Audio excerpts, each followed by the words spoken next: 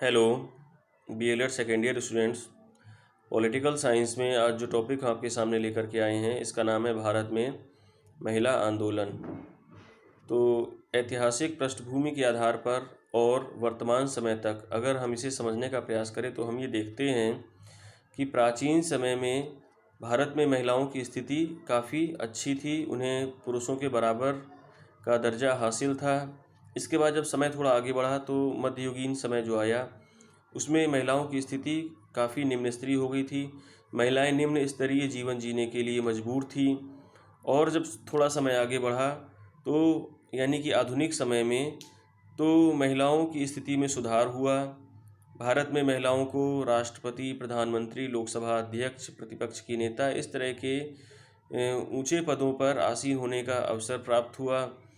इसके अतिरिक्त ये तो राजनीति क्षेत्र हुआ, इसके अतिरिक्त जो है वो अन्य क्षेत्रों में भी महिलाओं ने अपने वर्चस्व को स्थापित कर रखा है और नए नए कीर्तिमान स्थापित किए हैं। तो ये हम देख सकते हैं कि प्राचीन समय से और वर्तमान समय तक महिलाओं की स्थिति जो है उसके बारे में एक सार के रूप में हम समझ सकते हैं। अब हम बात करते हैं प्राचीन भारत में महिलाओं की स्थिति। तो हम ये देखते हैं कि प्राचीन समय में जो भारत में महिलाएं हुई हैं, बहुत सारे विद्वानों ने ऐसा अपने वक्तव्य में, अपने वर्णन में बताया है कि जो महिलाएं हैं उन्हें पुरुषों के बराबर का दर्जा हासिल था और पुरुषों के समान ही उन्हें समाज में अपने लिए जो हितकारी अधिकार थे वो उन्हें प्राप्त थे। बहुत सारे विद्वान हुए जैसे कि पतंजलि कात्यायन, उन्होंने बताया कि वैदिक कालीन समय में स्त्रियों को शिक्षा प्राप्त करने का अधिकार था। उन्हें जो है समाज के वो सारे अधिकार प्राप्त थे जो उन्हें एक महिला के रूप में प्राप्त होने चाहिए।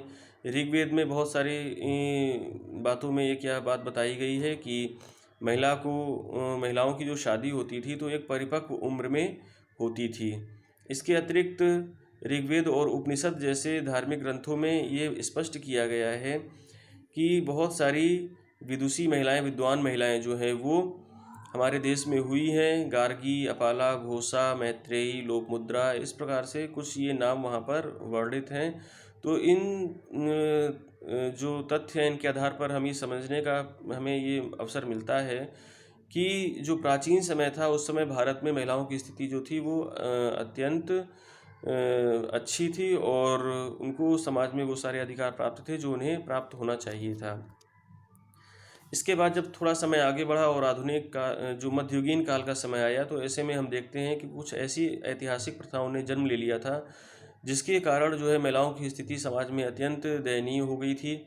इन प्रथाओं के अंतर्गत जैसे सती प्रथा, जौहर, देवदासी, इस तरह की कुछ परंपराएं उत्पन्न हो गई थी। इन प्रथाओं को हम कुप्रथाओं के नाम से हम इससे संबोधित करें तो ज़्यादा बेहतर होगा।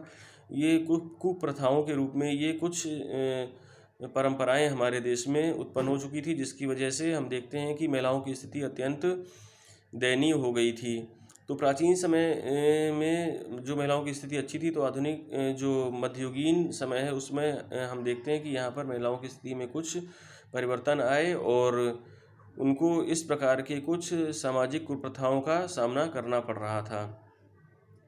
अगर हम इस समय देखें तो सती प्रथा, जौहर, देवदासी जैसी परंपराओं पर प्रतिबंध लगा दिया गया है और लगभग ये परंपराएं हमारे देश में समाप्त हो चुकी हैं। लेकिन फिर भी अगर हम देखें तो कुछ ऐसी परंपराएं जो उस समय थीं और आज भी वो अपना स्थान बनाए हुए हैं, जैसे पर्दा प्रथा आज भी हमारे देश में इसका प्रचलन है।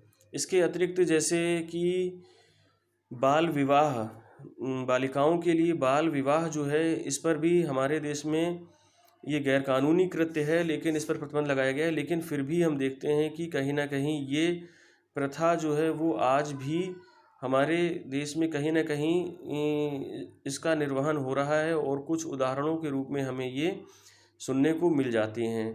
तो इस प्रकार से हम देखते हैं कि अभी भी बहुत सारी ऐसी कुप्रथाएं हैं जिन पर सख्ती से इन पर रोक लगाने की आवश्यकता है।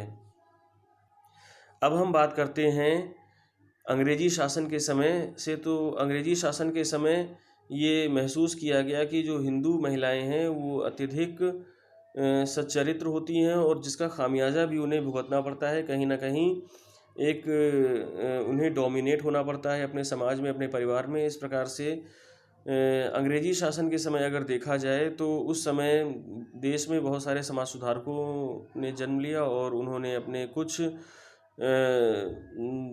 कुछ ऐसे उन्होंने कार्य किए जिससे उन्होंने महिलाओं की स्थिति में सुधार करने का प्रयास किया। इसमें राजा राम मोहन राय, ईश्वर चंद्र विद्यासागर, ज्योतिबा फुले, इस तरह के कुछ महिला सुधारकों ने कुछ महिलाओं से संबंधित आंदोलन चलाए और उन आंदोलन का परिणाम ये निकला कि बहुत सारी जो सती प्रथा और जो जौहर देवदासी, इस तरह की जो कुप्रथाएं थी उनको समाप्त करने का इन्होंने हमें अवसर दिया और कहीं ना कहीं इसके विरुद्ध कानून बनाने का भी इनके माध्यम से एक अवसर मिला। 1829 में जिस समय भारत के governor general Lord William Bentinck थे, तो उस समय राजा राम मोहन राय का जो सती प्रथा, इसके उन्मूलन में इनका विशेष रूप से योगदान रहा और इन्होंने सती प्रथा को समाप्त करने में कहीं ना कहीं एक हम कह सकते हैं कि पहल के रूप में इन्होंने अपना योगदान दिया, जो आगे चल करके इसके विरुद्ध सरकार ने कदम उठाए और इसे प्रतिबंधित किया।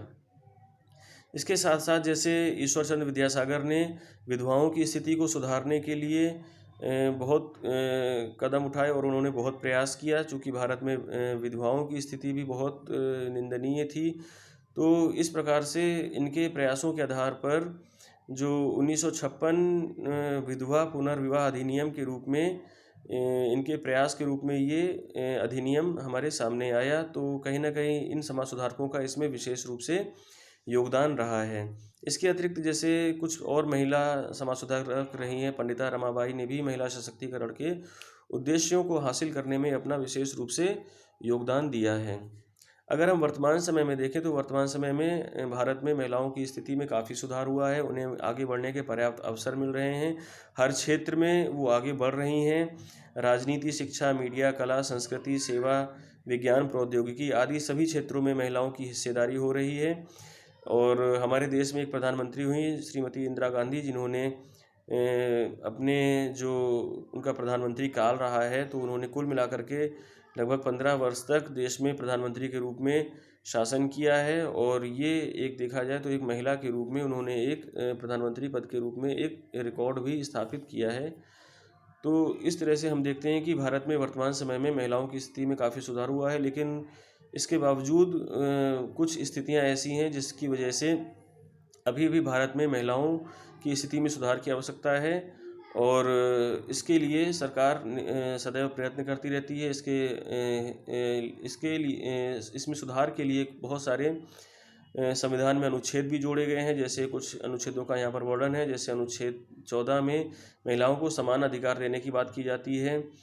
अनुच्छेद 15(1) में राज्य द्वारा महिलाओं से किसी प्रकार का कोई भेदभाव नहीं किया जाएगा। अवसर की समानता। अनुच्छेद 16 समान कार्य करने के लिए समान वेतन। अनुच्छेद 39 ही नीति निर्देशक तत्व के अंतर्गत आता है।